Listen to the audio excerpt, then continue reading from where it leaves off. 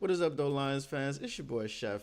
We are back. You already know what time it is. It is time for the YAK Pod, episode number 75. Now, I think you've seen the thumbnail, and I think you know what we're about to get into today.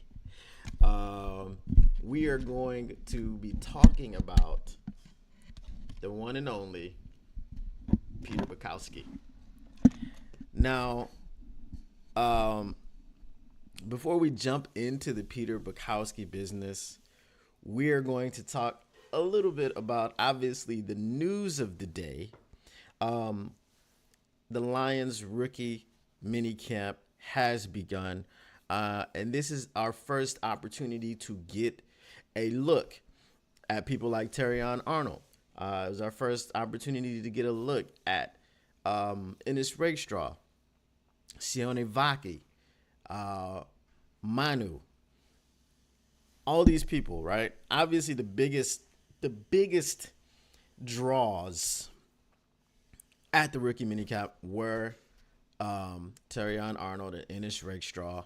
We see Ennis Rakestraw rocking the number 15 Golden Tate jersey. We see the reason that he picked it, he said because it was the best available number. Maurice Alexander apparently has number one, which was shocking to me. Let's see if he makes the team. Maurice Alexander last year was number 15. Terrion Arnold number 0 because there's no one like him. I like to say it's because that's the amount of receiving touchdowns he's going to give up this season. Let's hope that that's the reason that he picked number 15. So let's welcome in the chat. What is up, though, Flex? What is up, though, Just a Fan? What is up, though, Mile Marker, John F. and Lord? It is good to see you guys here and primed and ready to understand the Bozo thumbnail. Now, Mile Marker, you might not have seen. Oh, you might see the Aurora Borealis tonight. That is fantastic. So what happened? What happened, Justifan? Is it buffering again?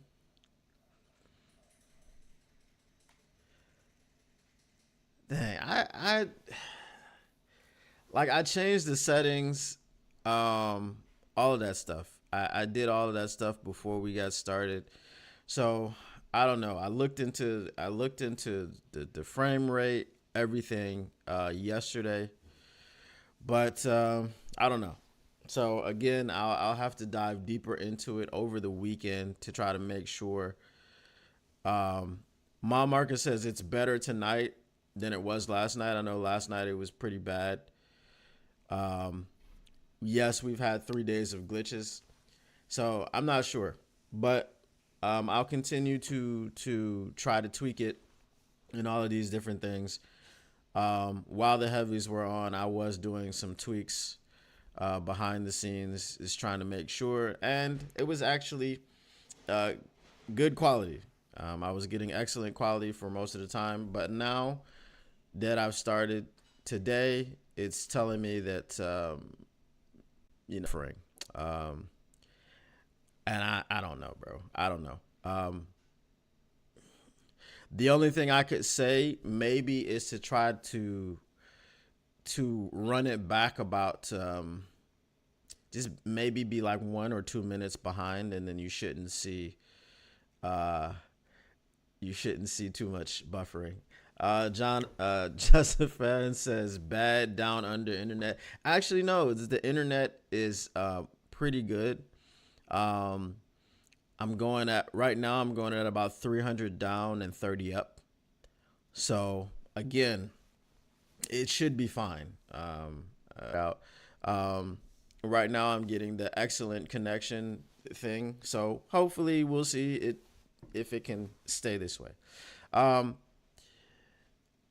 Mile Marker says it's way better. Okay, well, good. I know Mile Marker, you've been here through the ups and downs, and let's get into it. Um, like we said, the rookie mini camp started out. There were a lot of sound bites from there. Terrion Arnold said that if his mother was on the other side of him right now, lined up at receiver, he would, he would lock her down, or what did he say? He would, from his mother, and how there was always just competition in the house. So pretty good sound bites from him. Obviously not many sound bites from Ennis Rakestraw, because Ennis Rakestraw is not known to be a talker. But Terrion Arnold is known to be a talker.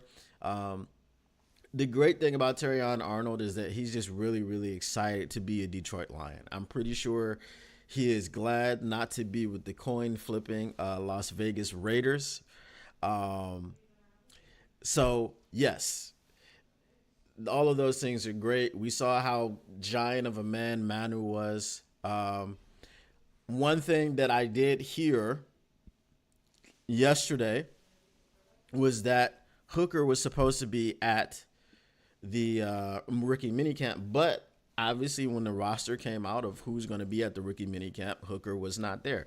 And I would think that he wouldn't be at the rookie minicamp because he's not a rookie. Yes, he did spend most of his season last season, injured and not able to play or whatever. And they activated him like the last minute when they were able to activate him. But I didn't expect to see him there. So when someone told me that he would be there, it was kind of shocking to me. It didn't really make a lot of sense. He's not a rookie.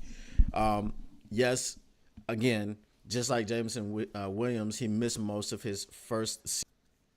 Now that business is out of the way, we talked about the numbers. Everybody knows 0 for Terrion, 15 for Ennis Rakestraw, 33 for Vaki, 59 for Manu, 94 for Wingo, and 73 for Mahogany. But 73 for Mahogany was already announced like 3-4 days ago, so that wasn't new news.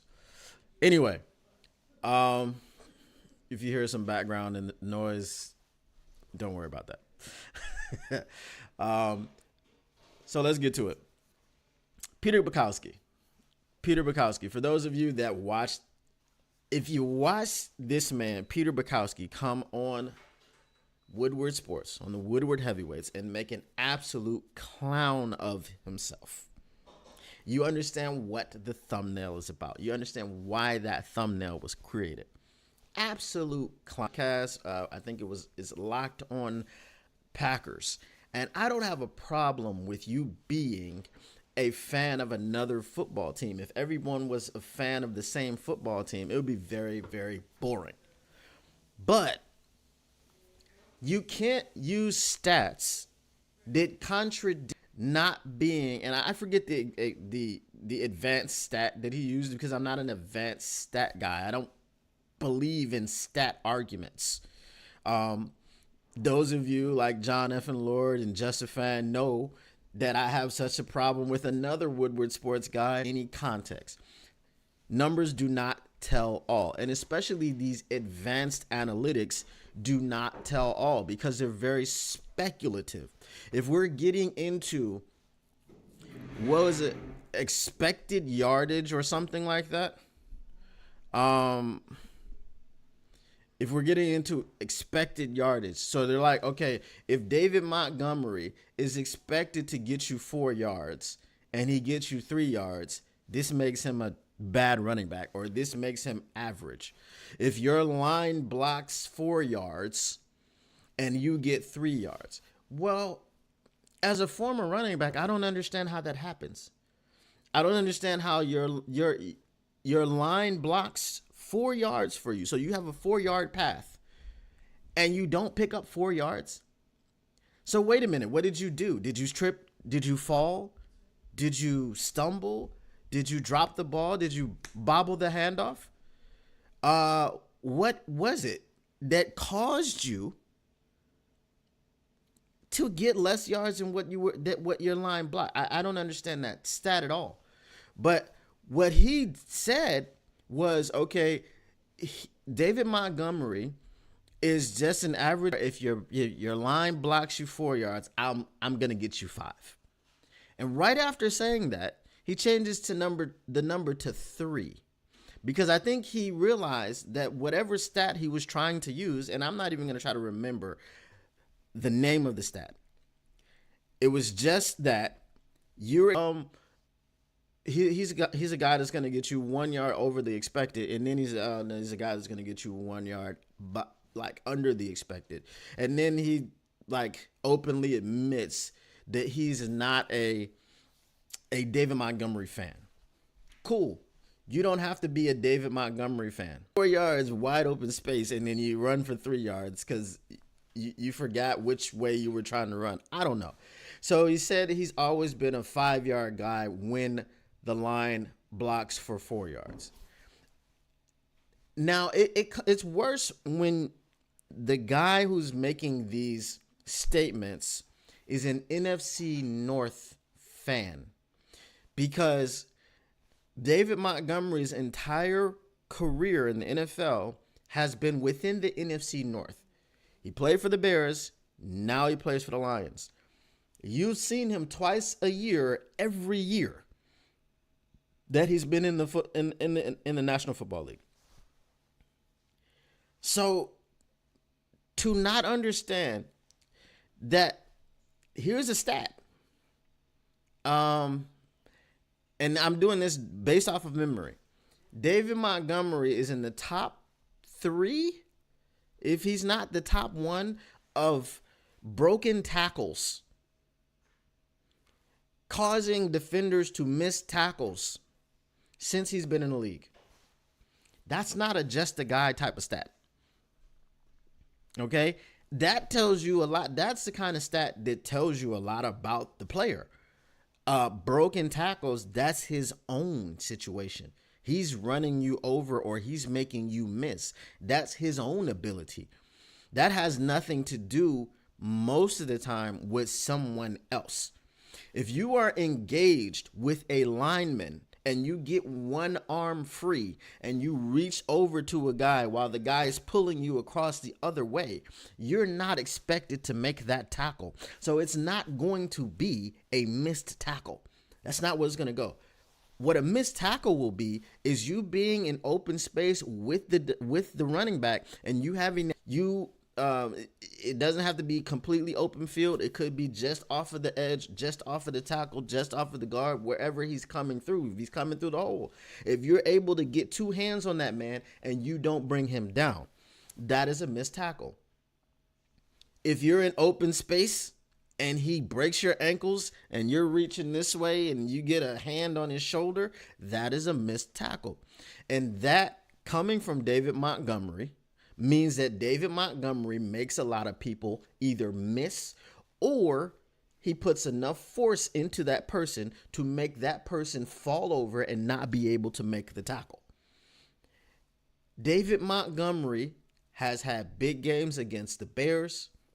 He's had big games against the Lions. He's had big games against the Packers. He's had big games against the Vikings. Okay? And actually, his games against the Bears weren't that big. But, I mean, he killed the Packers on with our Week 4 game. Didn't he have like 100-something yards against the Packers? Wasn't he breaking a lot of tackles in that game? What are we talking about? Like, we've seen this man go against your team and murder your team, but he's just a guy. All right, so that was clown statement number 1. Number 2 was, this isn't really in any particular order, but number 2 was the Jameson Williams stuff. So we're saying, well, he hasn't lived up to expectations. What was your expectation of a person, a football player, who tore his ACL in the national championship game? Let's revisit when the national championship game is. The national championship game is in January. The NFL draft is in April. The national championship game is in the first month of the year. The NFL draft is in the 4th month of the year. There is a 3-month period more so 4 months because the NFL draft is closer to the end, where a person has torn an ACL and then he gets drafted by the football team he will be playing for. There is no expectation for him to play that season at all. There is no expectation. The fact that he was able to get on the field was a testament to his rehabbing and his work ethic to try to get back from this injury. If we look at Hendon Hooker had more of an opportunity to heal from this injury because it was earlier in the starts the season injured, and I think he gets in, what do I want to say? Again, this is coming from memory. I could have looked it up, but I didn't. Week 9, correct me if I'm wrong. When did Jameson Williams get in? Was it week 9, 10, something like that? So then we have the crazy suspension where he actually missed 4 games and he should have only missed 2 games. I mean, really, he shouldn't have been suspended at all. If you want to look at it from somewhere that's common sense, he was gambling, and I think it's a way to lose a lot of money. But if you are gambling on a sport that you have absolutely no effect on,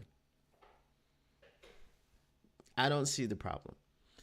If you, for example, are on the Detroit Lions and you're gambling on the Atlanta Falcons versus the Green Bay Packers, you could have inside information, which makes it unfair for you to gamble on that because you are in the NFL and there could be some sort of skimming the under on themselves, things of this nature. So that type of stuff could be going on. And so 100%, if you are in the NFL and you are betting on the NFL, it doesn't even matter if you're not betting on your own team. If you're betting on the NFL, you should be suspended. If you're betting on, it wasn't ever made clear. Was it like March Madness? You're not in college. You're in the NFL. If it's March Madness, you definitely don't have any effect on that. You don't even play basketball. That's not your sport. All right. So this was the issue with Jameson Williams. And even in that offseason, as Just a Fan says, Jamo hasn't had a full season yet. He hasn't had a full season. And even in that offseason, he injured his hamstring after the second preseason game, and they shut him down. So he didn't even play the 4 preseason games that he was eligible to play. So then, if you're making statements about how terrible a player is, or if you're making statements about how much better your receivers are than the rest of our receivers after Amon-Ra St. Brown, well, you have to know a little bit about the receivers, don't you? You would have to understand, just like we understand, I can't make an assumption about Jordan Love by saying, well, in the first 9 games of the season, he was 3-6 and everything, all his stats were bad. He was bottom of the league and everything. But what did he do the rest of the season? I don't know. I didn't watch the rest of the season. I stopped watching them but 100%, I'm going to say with 100% certainty, he's trash. He's not any good. He has no ability. He's never going to be any good. Because I watched 9 games of his season, and I didn't watch the rest of it.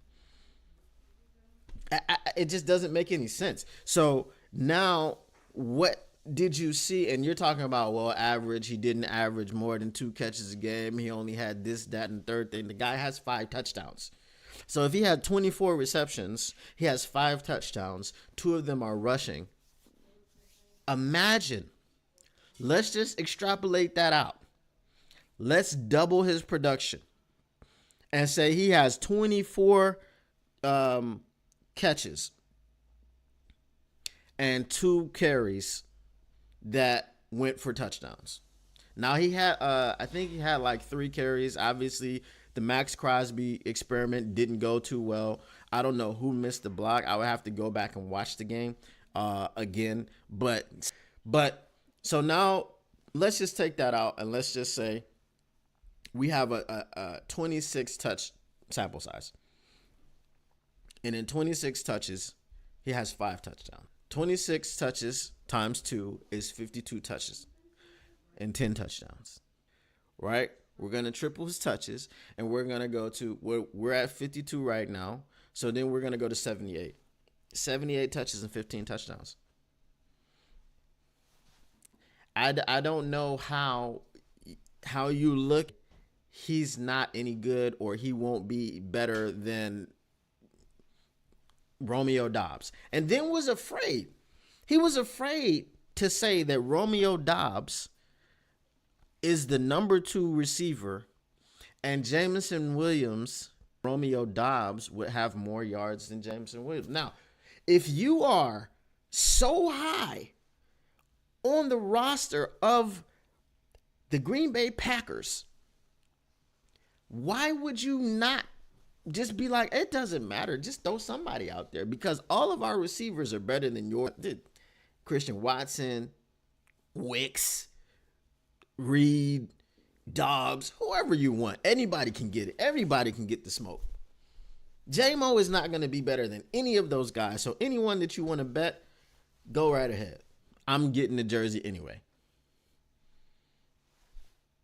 What happened there? Why were you so afraid to make that bet? Why didn't you come through with it?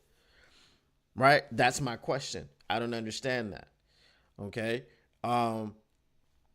So now let's keep in that realm. We're talking about pass catchers. Do you know this man? Do you know this man tried to basically say that Luke Musgrave and Tucker Kraft are better than Sam Laporta? Let that sink in. He tried to say that Luke Musgrave and Tucker Kraft are better than Sam Laporta because somehow Luke Musgrave has I don't, did he say he was the number 1 tight end? Yeah, just a fact. That's this year. That's this year that he wasn't allowed into the building until week 5. I was talking about his first year. So basically it was something like some stat that says that Tucker Kraft has the highest average of yards after catch for tight ends or something crazy like that. So basically the argument that he is making is that they are better somehow than Sam Laporta. It was crazy to me. Like, this is why the guy has a clown behind him. I was going to be a little bit more disrespectful. I was going to put him in a clown suit or put a clown hat on him.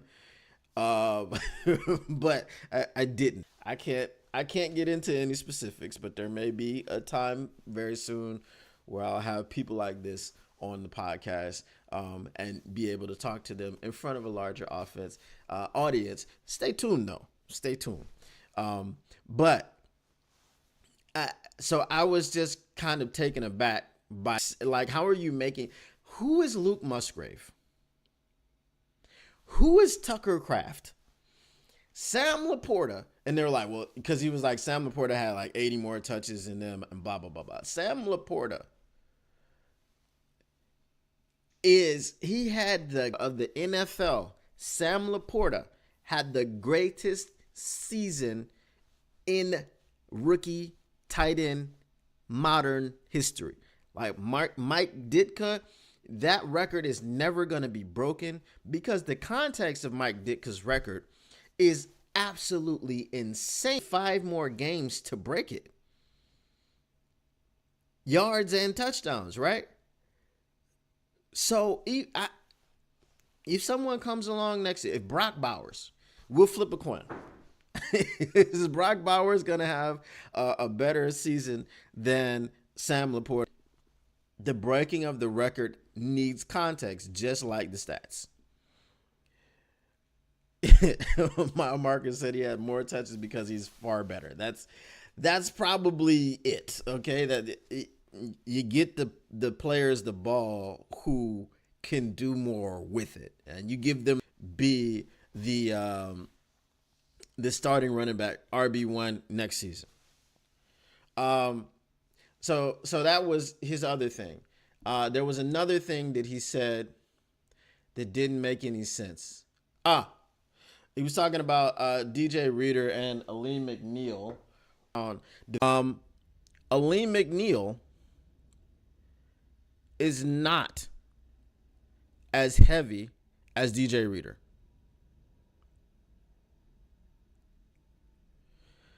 I don't know. I don't think it's on your end, mile marker. It's probably on my. It's probably on my end, because I saw it too over here. So in my live studio box, I saw it. But so Aleem McNeil is not as heavy as DJ Reader, because he went through the body transformation last season. Now, this is not so egregious, because I don't know what Rashawn Gary is doing with his body fat percentage, and I don't know that because I'm not a Packers fan. So this isn't the most egregious one for him not to know that Aleem McNeil dropped a lot of weight and body fat. But it makes it more egregious now, so that he could rush the passer more effectively. Aleem McNeil had 5 sacks last season while missing 4 games. So if we take the sacks that he had 5 sacks and we're talking about regular season. So he missed 4 games. That means he played 13 games. He had 5 sacks.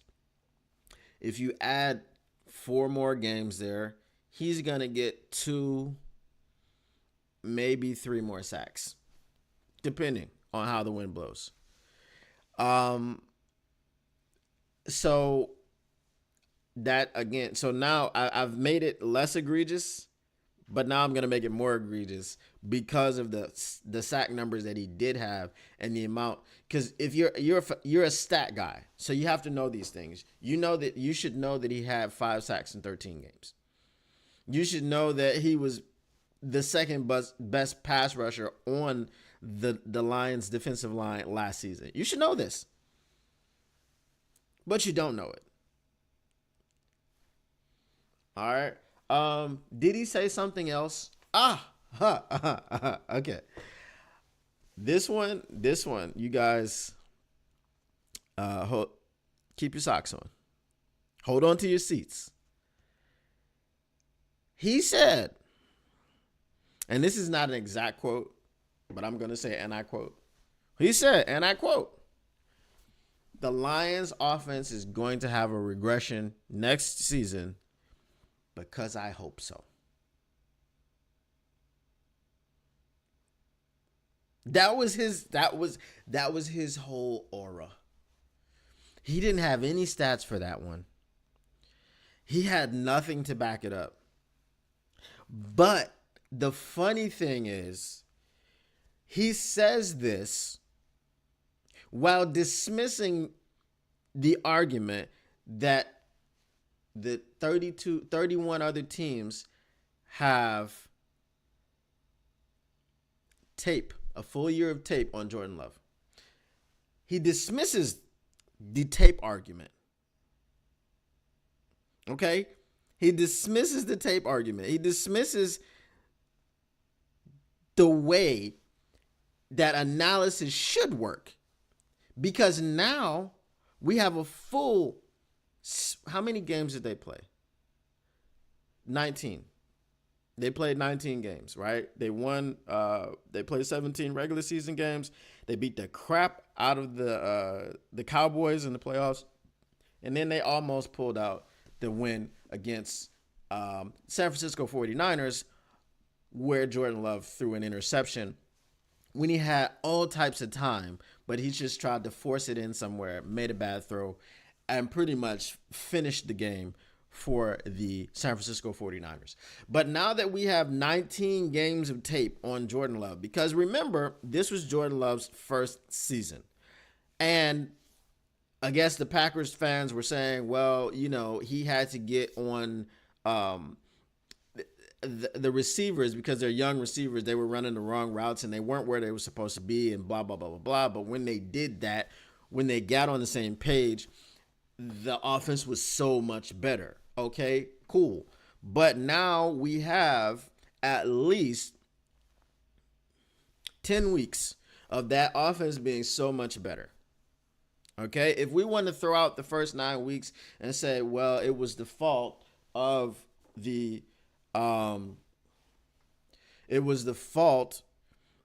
receivers. Let's throw out those 9 weeks. Cool, no problem. We'll throw them out. Now we got 10 weeks. And last time I checked, 10 was more than 9.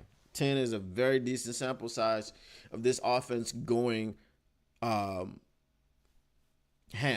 You know what I'm saying? Of this offense just being what it needed to be. So he rejects this argument and he says that the Lions offense is going to regress based on no empirical evidence, based on nothing. Now, the other thing that he said in this situation was that, well, who has really figured out that offense, any offense that comes from the Kyle Shanahan tree?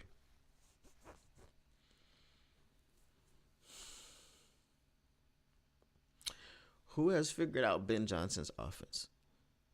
Because last year wasn't the first year that Ben Johnson's offense was phenomenal. It was phenomenal the year before that. When we went on that run to end the season, the last 10 games of the season, when we went 8-2, the offense was phenomenal. And then the offense came into last season and continued to be phenomenal. So when the teams had the tape on our offense, and then we came back the next year and were even better and more efficient, and then we'll come back next year with Jahmyr Gibbs having the opportunity to expand his game and be better than what we saw this year. Sam Laporta going into year 2. I mean, Sam Laporta, if he even takes a step back, he'll have a great season. I mean, he had a phenomenal season. So if he takes a step back, his season will be great. Sam Laporta was being, as a rookie, compared to Travis Kelce and George Kittle. And we would all agree that these two guys are the cream of the crop at the tight end position in the NFL. And he's being put in the same sentence as these guys. Some people, obviously mostly Lions fans, would put him at number 1. Okay? Even Chris Long on his podcast was like, he might be the best. It might be the best. He's top 3, but I struggle not to call him the best. Okay? So if he takes a step back, he's still going to have a great season.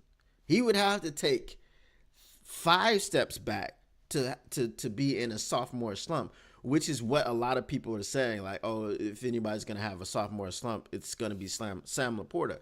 But I don't think a sophomore slump is the traditional sophomore slump that you would usually think about. Because, again, phenomenal rookie season. Jahmyr Gibbs, going to be more electric. The electrician, Jahmyr Gibbs. Let me see what this says. This heart thing, I don't know. It's ridiculous. So it blocks a lot of things. Yeah, Peter brought up the tight end, the tight end thing. Laporta did blow our minds.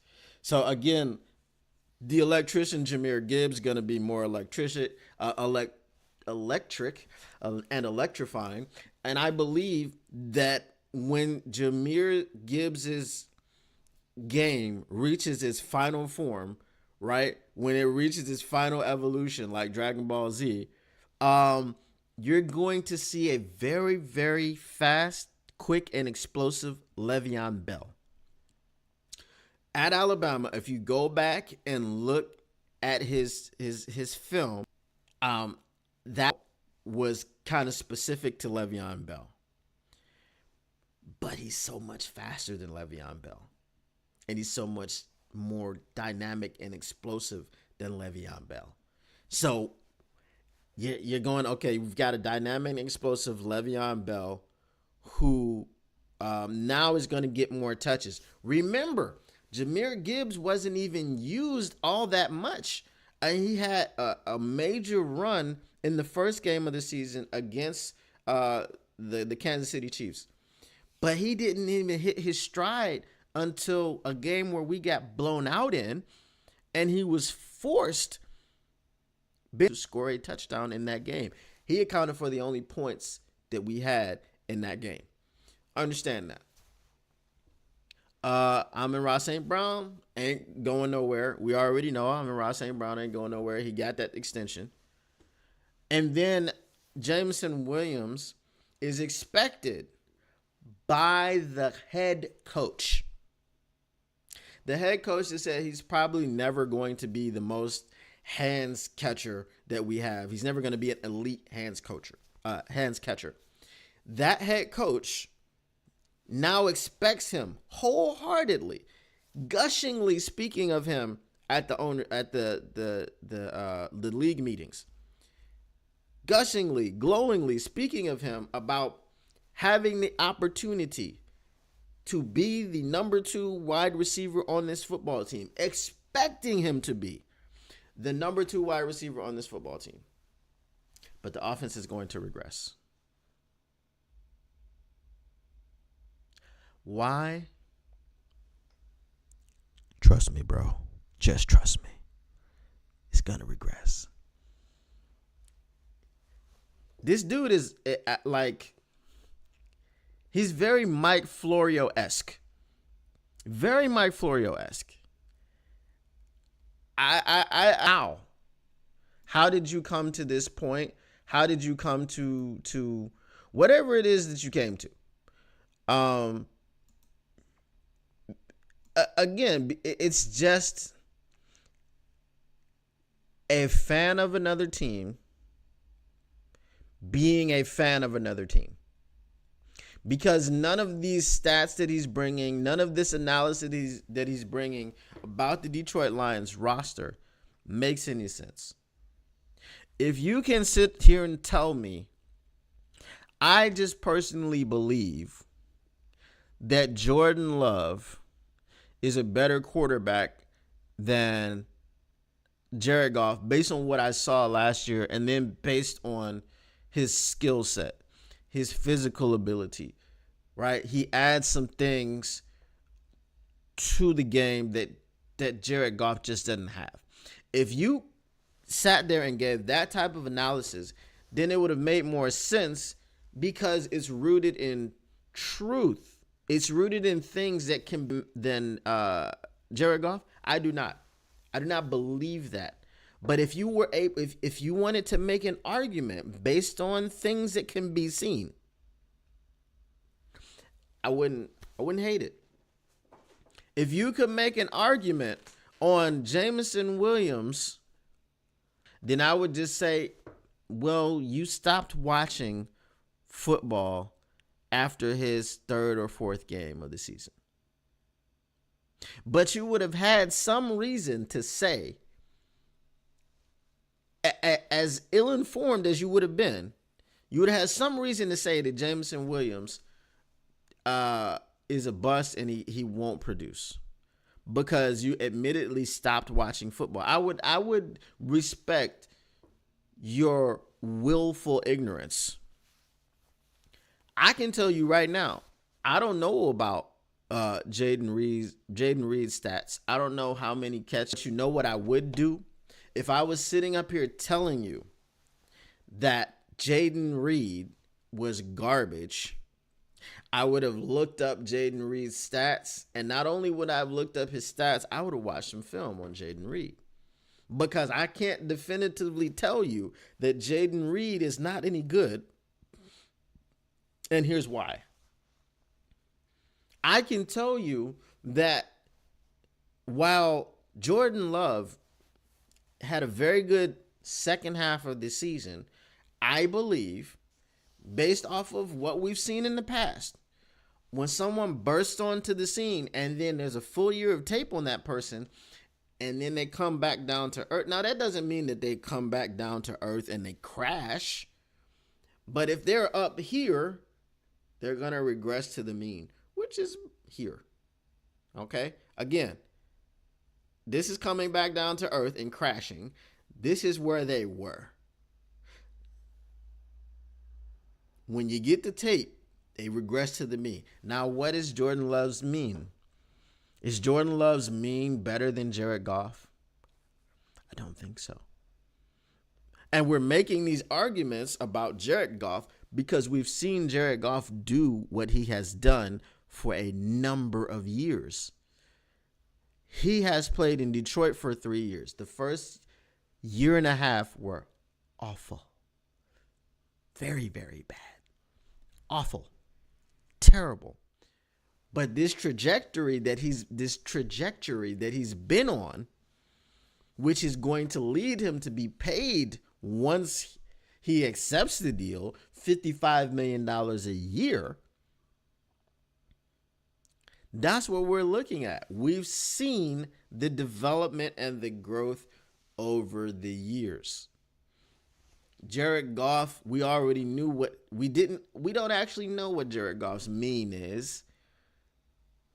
We've had to reset his mean because it's developed Jared Goff. Sean McVay micromanaged Jared Goff. And then when Jared Goff didn't develop under micromanagement, not under coaching, not under tutelage, but under micromanagement.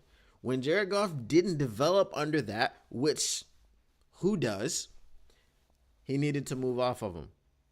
He wasn't good enough. We can't win games with him. He took us to a Super Bowl, but it wasn't him that took us to the Super Bowl. It was the defense. It was the running game. He was just there, and we were just hoping that Jared Goff didn't lose us any games.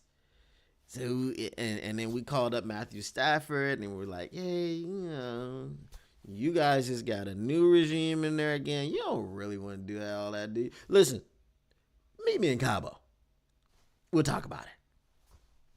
And then we know the story. Matthew Stafford comes back like, I don't know about this Brad and this dang guy. Maybe it's time for me to go somewhere else. And the rest is history. We know what happened then. All right. So, make an actual analysis that makes some sense. Not in I hope so. And then once it's in an I hope so situation, tell people that you hope so. I hope that the Packers crash and burn. I hope that the Bears crash and burn. I hope the way back to the NFC Championship game. That's what I hope for. But can I tell you that the Packers are going to suck based on what I saw last season? No.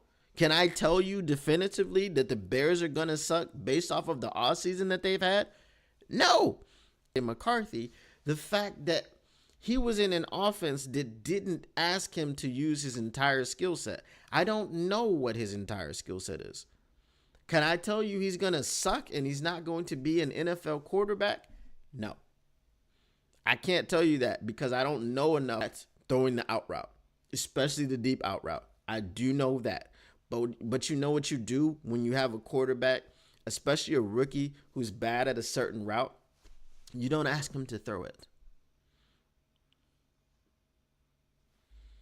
You play to his strengths. You develop. Guess what it's probably going to be. If you're a competent offensive coordinator, guess where it's going to be the last progression. It's not going to be in his top 2 or 3 progressions. It's not going to be read number 1 or 2. Addison, Hawkinson, Did you guys realize that all of their last names end in son? That's crazy, right? Um, so you're gonna have those three in most patterns, and then you'll have a fourth wide receiver, whatever the case may be. My out route, if I needed an out route, and sometimes you need to have an out route in the progression in the concept because it takes your corner away from the middle of the field. But that would be his last progression for me, right? Practice it in practice.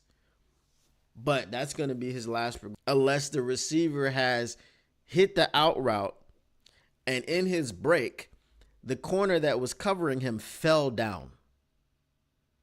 Don't hit the out route unless it's clear, because we don't want you to at a certain throw. You don't ask him to throw it. You coach around it, and you give explicit instructions not to throw it if it's in the route unless it is perfect. There's nothing you can do to mess it up. That's it. That was the last thing. Again, thank you, Jessifan, for reminding me because I forgot about that one. It was in my mind, but I was talking about something else and I forgot about it. He called our offense smoke and mirrors. He called our offense smoke and mirrors. We lined up and punched people in the mouth on first down, on second down, on third down, and fourth down. Do you remember the 3rd and 12 that we had in the first half of the NFC Championship game? And we turned it around and gave it to Jahmyr Gibbs, and he picked up 12 yards on the ground. Did you know that the Detroit Lions on 3rd and 6 plus run the football more than any team in the NFL? More than any team in the NFL. On 3rd and 6 plus, we line it up and run it down your throat. Up the middle. It's not like it's got to be pitches, tosses, sweeps. Now, the Jahmyr Gibbs play that I just referenced was a toss. And he got to the edge and he picked up 12. And I mean, if it's 3rd and 12 and you're going to run it, I don't think you're going to run it up the middle. That's just weird to think that you're going to get 12 yards up the middle when most teams are not going to line up on 1st and 10 and run the ball straight up the middle and pick up 10 yards. That's probably the least probable. If you're going to go with stats and you're going to go with probabilities, it's the least probable that you're going to pick up the full 10 yards. You'll pick up 2, 3. If you're really, if you're excellent, you'll pick up 6 or 7. Just a fan says Lions bring the smoke with other teams looking in the mirror. That's a way to say it, but a team to run down your throat on 3rd and 6. So you are confused because you want to bring your pass rush out there and this team is lining up in the I formation and you're like, they're not going to run the ball. It's crazy. It's great. They're not running the football up them and they pick up 7 yards and you're like, they just ran the ball on 3rd and 6. We had our pass rush out there because we didn't believe them. Again, that's not smoke and mirrors. That's just basically man on man going, I'm better than you. So again, I'm done with Peter Bukowski. Okay. Peter. And again, I will probably reach out to Peter Bukowski sometime soon. Again, hint, hint, stay tuned.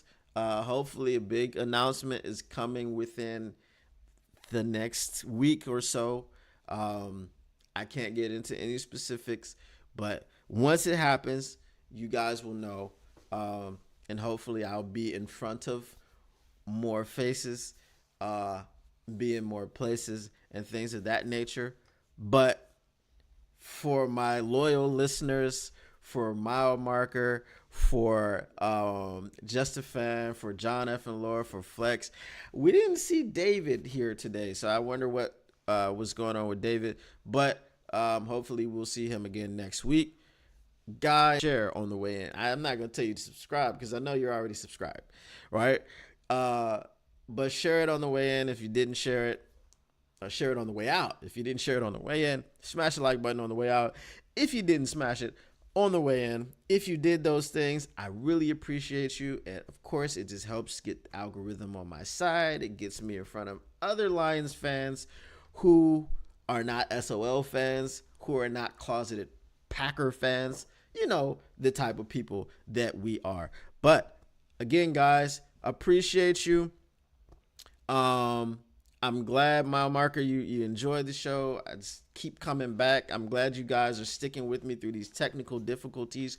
I believe the stream was much better today, a lot less buffering. I hope to be able to return it to what it was last week, because this week I have no idea what's been going on. I'm going to keep tinkering